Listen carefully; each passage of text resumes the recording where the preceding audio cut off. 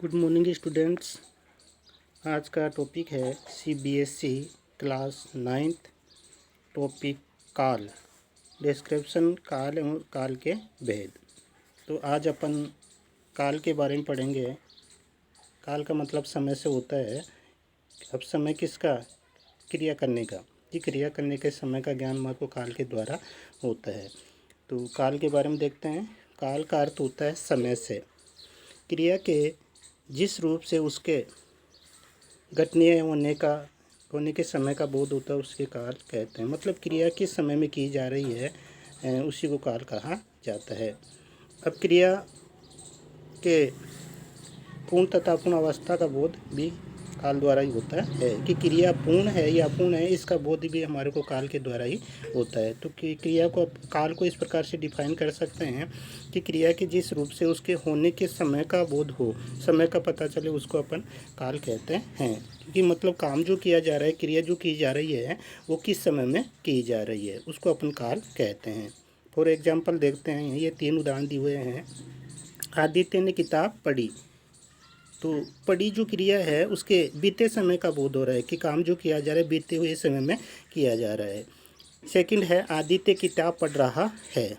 इसमें चल रहे समय का बोध हो रहा है कि जो समय चल रहा है उसमें क्रिया की जा रही है पढ़ने की।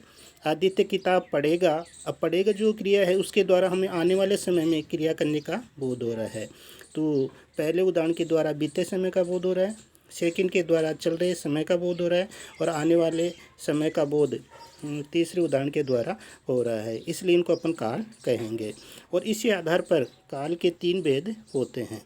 कि काल के 3 प्रकार होते हैं, जैसे भूतकाल है, वर्तमान काल है और भविष्य काल है। ये 3 प्रकार के काल होते हैं। तो सबसे पहले अपन भूतकाल के बारे में देखते हैं कि भूतकाल क्या होता है। भूतकाल में क्रिया बीते हुए समय में की जाती है। मतलब जो समय बीत चुका है उसमें जो काम किया जाता है वो भूतकाल कहलाता है। क्रिया के जिस रूप से बीते हुए समय का बोध हो उसे भूतकाल कहा जाता है। जैसे सोनू निगम ने गाना सुनाया। अब सुनाया, गाना सुनाया जो क्रिया है वो बीते हुए समय में की जा रही है। माँ कपड़े धो रही थी। कपड़े धोने की जो क्रिया है वो बीते हुए समय में पूरी हो गई है। इसलिए दोनों जो उदाहरण है वो भूतकाल के हुए। अब भूतकाल के भेद देखते हैं कि भूतकाल के कितने भेद होते हैं। भूतकाल के निम्न 6 भेद होते हैं। मतलब भूतकाल 6 प्रकार का होता है। सामान्य भूतकाल, दूसरा अपूर्ण भूतकाल, तीसरा पूर्ण भूतकाल, चौथा आसन भूतकाल, पांचवा संदिग्ध भूतकाल और छठा है हेतुमद भूतकाल। तो पहला है सामान्य भूतकाल, जहाँ पर क्रिया बीते हुए समय में संपन्न सामान्य रूप से घटित हुई हो उसे सामान्य भूतकाल कहते। कहने का मतलब है कि जो क्रिया है वह बीते हुए समय में सामान्य रूप से की गई हो उसको सामान्य भूतकाल कहते हैं। जैसे अनुज ने भजन सुनाया, अनुपमा विद्यालय गई। तो ये जो सुनाया और गई जो क्रियाएं हैं वो बीते हुए समय में सामान्य रूप से की जा रही है, इसलिए यहाँ पे सामान्य भूतकाल होगा। सेकंड है अपूर्ण भूतकाल। क्रिया की जिस रूप से पता चले कि क्रिया भूतकाल में हो रही थी लेकिन ये पता नहीं चले कि कार्य समाप्त हुआ या नहीं हुआ है, उसे अपूर्ण भूतकाल कहते हैं। अपूर्ण भूतकाल में क्या होता है कि क्रिया बीते समय में तो की जाती है लेकिन ये पता नहीं चलता है कि क्रिया पूर्ण हो गई है या अपूर्ण है। जैसे सुगंधा गिटार बजा रही थी, कुमार मिट्टी से बर्तन बना रहा था। तो इसमें बजा रही थी, बना रही थी, ये जो क्रियापद है इनके द्वारा हमें क्रिया के पूर्ण या अपूर्ण होने का पता नहीं चल रहा है। तीसरा है पूर्ण भूतकाल। क्रिया की जिस रूप से पता चले कि काम भूतकाल में पूरा हो चुका है उसे पूर्ण भूतकाल कहते हैं। कि जिस भूतकाल में क्रिया पूर्ण हो जाती है, पूरी हो जाती है, वो पूर्ण भूतकाल कहलाता है। जैसे रेलगाड़ी स्टेशन पर आ गई थी। तो आ गई थी उसके द्वारा ये पता चल रहा है कि क्रिया बीते हुए समय में पूरी हो रही है। सन 1990 में मेरा जन्म हुआ था। ये दोनों उदाहरण जो है पूर्ण भूतकाल के होंगे। चौथा है आसन भूतकाल। आसन का अर्थ होता है समीप या निकट, अर्थात क्रिया के जिस रूप से पता चले कि क्रिया भूतकाल में आरंभ तो हो गई लेकिन अभी अभी समाप्त हुई है, उसे आसन भूतकाल कहते हैं। आसन भूतकाल का मतलब होता है कि इसमें क्रिया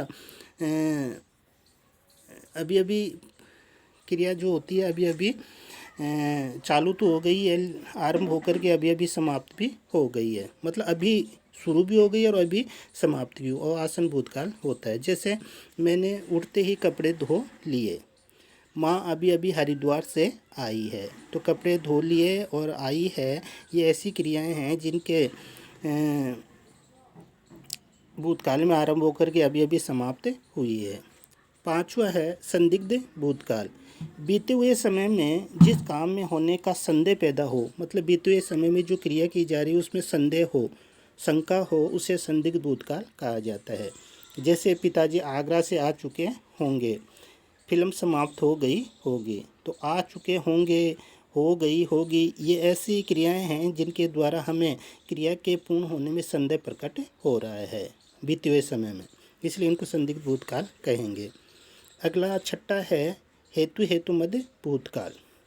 भूतकाल के जिस क्रिया से ये पता चले कि कार्य भूतकाल में हो सकता था किंतु अन्य कार्य के कारण से वह पूर्ण नहीं हो सका, उसे हेतु मध्य भूतकाल कहते हैं।